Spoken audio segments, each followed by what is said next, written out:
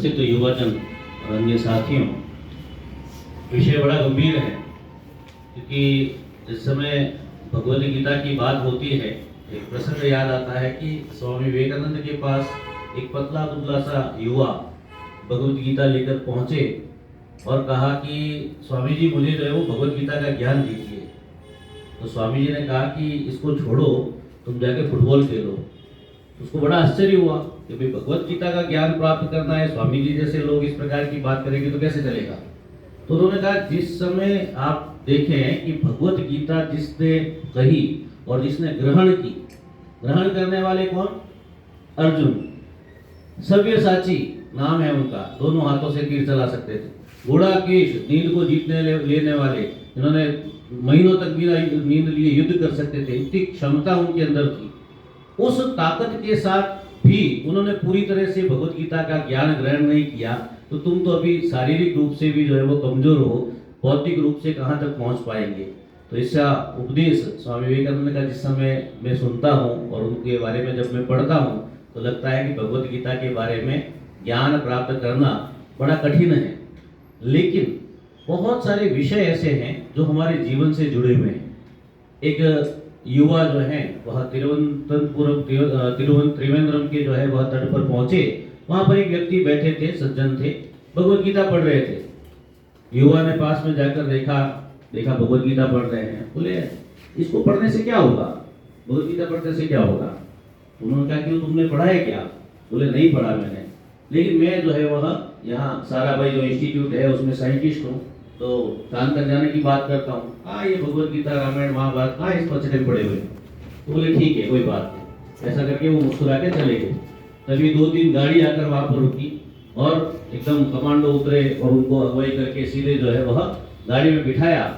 वो युवा दौड़ते हुए वहाँ पर पहुंचे और पहुंचकर पूछा कि आपका परिचय? बोले मैं विक्रम साराभाई हूँ, जिस इंस्टीट्यूट में तुम पढ़ते हो। तो वो जो युवा था वो कौन था? एपीजे अब्दुल कलाम। वो अपनी जीवनी में लिखते हैं कि उस समय के बाद मुझे ज्ञान हुआ कि मुझे कुछ पढ़ना चाहिए, और जब तक उनका पूरा वो जन्म रहा, जीवन रहा, तब तक उन्होंने भगवद गीता को नहीं छोड़ा। एक इसी प्रकार का प्रसंग जो है वो आता है। एक युवा जो कि सेना में थे, सेना में भर्ती हुए, युद्धों में भाग लिया, रिटायर्ड हो गए। सेना में जल्दी रिटायर्ड हो जाता है, सबको पता है। रिटायर्ड हुए और घर पहुंचे। इस समय वो अपने गांव में पहुंचे तो गांव की स्थिति बहुत ज्यादा खराब थी। खराबी क्या थी कि वहां पर जो है वह जगह जगह पर जो शराब बनती है उसकी भट्टियां थी, चोरी चकारी, लूट मार, झगड़े। सब लोगों को समझाया कि देखो तुम इस प्रकार का कार्य मत करो, लेकिन उसके बावजूद भी कोई नहीं माना। वो युवा इतना ज्यादा दुखी हो गया इन लोगों के व्यवहार से कि वो सीधे पहुंचे रेलवे स्टेशन कि मुझे जो है वो आत्महत्या कर लेनी चाहिए। ऐसा जीवन करके क्या करना है, मैं अपने गांव वालों को नहीं सुधार सकता हूँ तो मेरा जीवन व्यर्थ है। और ऐसा सोचकर जिस समय वह रेलवे स्टेशन पर पहुंचे तो जैसे रेलवे की समस्या रह गई है पहले शुरुआत में कि ट्रेन लेट आती है, उनका भी कोई योग होगा। ट्रेन थोड़ी लेट थी तो वहां पर बैठे थे, पास में एक पन्ना पड़ा था, पेपर पड़ा था, और उस पेपर को किसी ने मूंगफली खा के छोड़ा होगा।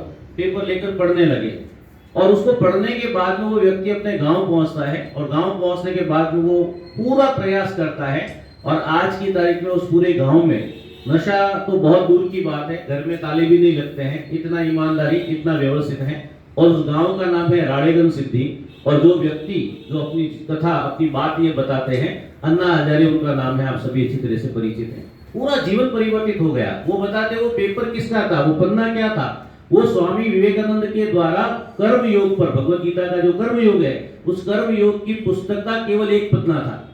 आप सोचिए कि एक पन्ना पढ़ने से एक युवा जो है वो आत्महत्या का विचार त्याग करके उसके बाद में जो है वह राष्ट्र कार्य में लग जाए, पूरी समाज सेवा में लग जाए। हम लोग तो बहुत छोटा सा जानते हैं, अन्ना हजारे को केवल एक आंदोलन के रूप में जानते हैं। आप उनके बारे में पढ़िए, पता चलेगा कि पूरे महाराष्ट्र में उनके बहुत सारे फॉलोअर्स हैं जो उनकी बात को मानते हैं, उनको स्वीकार करते हैं। आज भी उस व्यक्ति के पास में क्या है तो ज्यादा कुछ नहीं है, केवल एक छोटा सा मंदिर है, उस मंदिर के पीछे कमरा बना हुआ